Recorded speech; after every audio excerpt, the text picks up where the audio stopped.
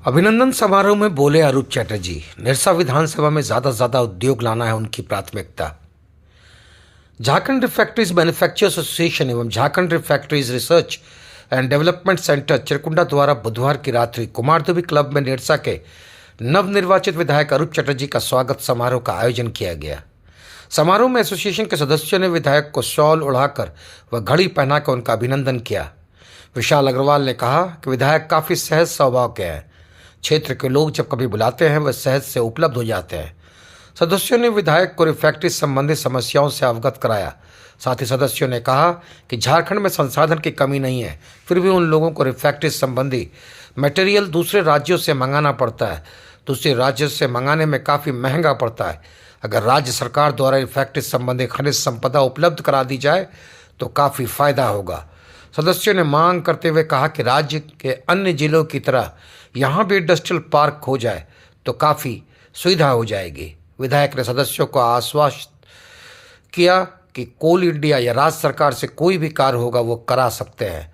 उन्होंने सदस्यों से एक मांग पत्र देने की बात कही।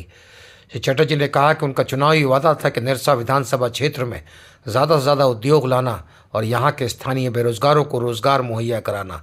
कहा कि हम सब के साथ मिलकर एक परिवार के रूप में इस दिशा में काम करेंगे और यहाँ उद्योगों को लाने का काम करेंगे। रिफैक्ट्रीज मैन्युफैक्चर एसोसिएशन द्वारा अभिनंदन समारोह रखा गया था, क्या कुछ वार्ता हुई यहाँ पे आज? नहीं, देखिए, रिफैक्ट्री निरसा विधानसभा क्षेत्र की रीढ़ है। मतलब अभी तो बहुत कम यूनिट बचे हुए हैं। एक समय थी जब यहाँ से वर्ल्ड ओवर एक्सपोर्ट होते थे और लोग रिफैक्ट्री में नौकरी करने के लिए सरकारी नौकरी छोड़ कर आते थे। तो समय की परिवर्तन, टेक्नोलॉजी की परिवर्तन, रॉ मटेरियल्स की दिक्कत, तमाम चीज़ें जो हैं आस्ते आस्ते ढेर सारे रिफैक्ट्रीज बंद हो गई। लेकिन जो भी रिफैक्ट्रीज है आज हम समझते हैं उनकी जो भी ज़रूरतें हैं, चाहे मिनरल्स की असुविधा हो, तमाम चीज़ें हो, उस पर हमको लगता है जो हम लोगों को ध्यान देना चाहिए। ये रिफैक्ट्री यूनिट्स है जो आज कम से कम 10,000 लोगों को तो डायरेक्टली एम्प्लॉय यहाँ पर किए, इनडायरेक्टली भी बहुत लोग जुड़े हुए।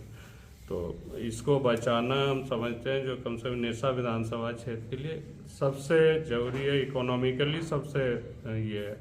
इसको छोड़कर भी जो इंडस्ट्रियल जोन की लोगों की प्रपोज़ल है, ये हमारा भी एक चुनावी वादा था। हम समझते हैं जो आज लोगों की सबसे ज़्यादा ज़रूरत है रोज़गार की। यहाँ के बच्चे यहाँ रहे, यहाँ काम करें। हमारे जो यहाँ उद्योगपति है वो भी हम समझते हैं जो इन्वेस्टमेंट हमारे क्षेत्र में करें, इसी दिशा में हम काम करें। तो हम लोग सब एक परिवार के तरह आगे मूव करें। भविष्य में निरसा विधानसभा क्षेत्र में सब उद्योग आगे बढ़े, इसी पर काम करें।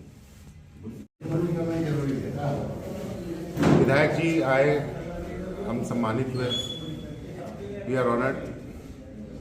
हम लोग अपना इंडस्ट्री का जो दुर्दशा है आज के दिन, और ये सिर्फ एक सरकार का देन नहीं है, ये मल्टीपल गवर्नमेंट्स की देन है कि इस क्षेत्र की तरफ कोई ध्यान भी नहीं देता है। तो हम लोग उनसे डिस्कस कर रहे थे, वो भी बहुत इंटरेस्टेड लगे कि इस क्षेत्र के लिए कुछ होना चाहिए। बहुत साल हो गए, ओवरड्यू हो गया है। तो हम लोगों ने एक सजेशन दिया आज उनको, बहुत बढ़िया, कि इस क्षेत्र में एक इंडस्ट्रियल एरिया डेवलप किया जाए जिससे कि छोटे बड़े बहुत इंडस्ट्रीज को फायदा होगा, क्योंकि यहाँ जमीन, बिजली, पानी एक व्यवस्थित तरीके से नहीं मिल पा रहा है, जिसकी वजह से लोग कोई पोल्यूशन का क्लियरेंस के लिए मर रहा है, कोई माइनिंग लाइसेंस के लिए मर रहा है, कोई ये मतलब सरकारी उसमें चक्रव्यूह में घूम रहे हैं सब कोई। तो एक इंडस्ट्रियल एरिया होने से क्या है, सब कुछ उसमें पहले से ही उपलब्ध रहता है और उससे कम से कम 100-200 इंडस्ट्री को फायदा होगा और कम से कम 10,000 लोगों को रोजगार और मिलेगा, या जिनकी रोजगार जा रही है उनको फिर से रोजगार मिलेगा। तो विधायक जी ने आश्वासन दिया है कि नहीं, वो जो उनसे बन पड़ता है वो करेंगे। अगर मुख्यमंत्री से मुलाकात कराना तो हमारे एसोसिएशन के लोगों को ले जाकर मिलवाएंगे और हल जरूर निकलना चाहिए। हमारा ये क्षेत्र देखिए 200 साल पुराना इंडस्ट्रियल एरिया है, लेकिन आज सबसे ज़्यादा हम लोग सफ़र कर रहे हैं। तो जाहिर है कि अब कुछ होना ज़रूरी है, नहीं तो यहाँ पर कोई बचेगा नहीं। सब लोग बाहर की ओर पलायन कर जाएंगे। धन्यवाद।